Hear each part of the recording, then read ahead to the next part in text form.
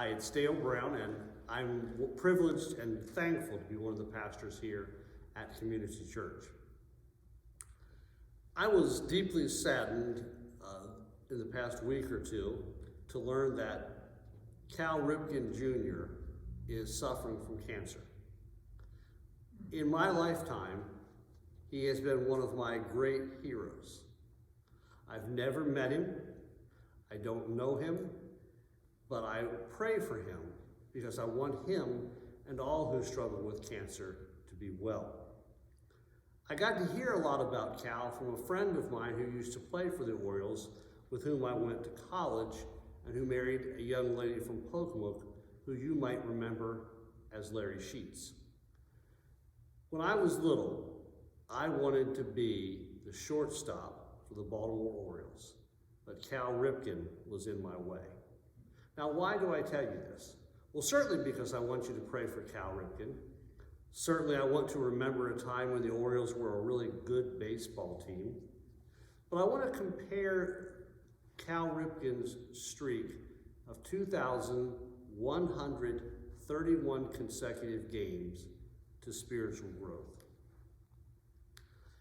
First, Cal did not achieve that streak overnight. Spiritual growth is slow growth. We want to burst forward like we're on fire for God, and being on fire for God is a great thing, but real, deep, meaningful spiritual growth is slow growth. It takes time. It takes energy. It takes effort.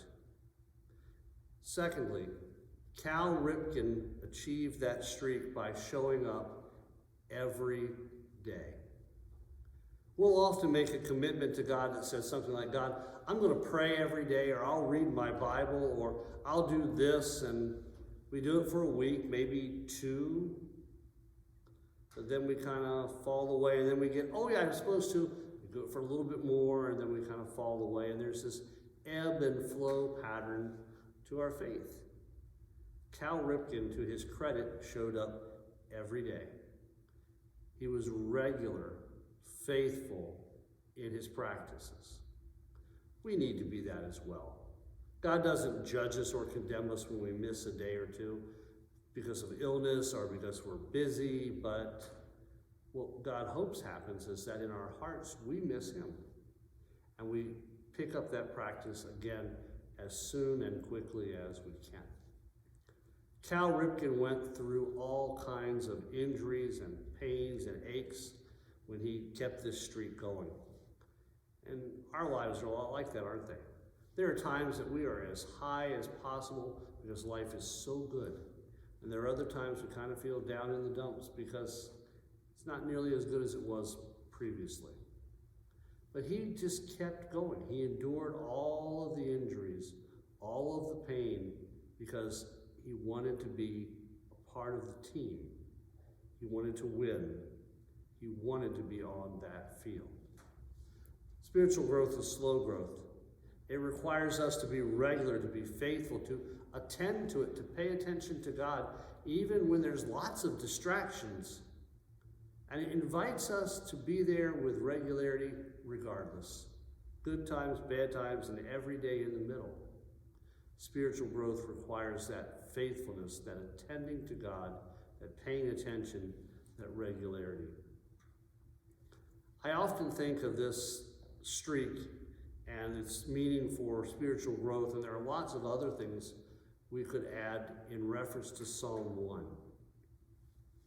Psalm 1 compares the faithful and the wicked, and it says that the wicked are like chaff because they get blown all over the place. They have no root, no substance to them, no weight to them. But it also tells us that the faithful are like that tree planted by a stream of water that grows up strong and healthy and well. Growth, be it a tree or spiritual growth, doesn't happen in a day. This means for us that we should decide what practices, Bible reading, prayer, worship, whatever it is that God is calling us to, and be faithful to it. But it also means that it's going to be a long run. It's not going to happen overnight.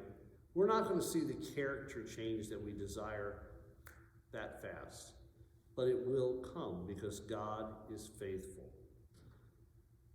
It also means that one day, if we live our lives based on this principle, and if we are faithful to it and regular in it, if our habits are focused on our growth and faith in God, that we will be persons who have lived a long life, well and pleasing and acceptable to God. I don't know about you, but I know that the thing I want to hear at the end of my life from my God, from my Lord, are those words, "Well done, thou good and faithful servant.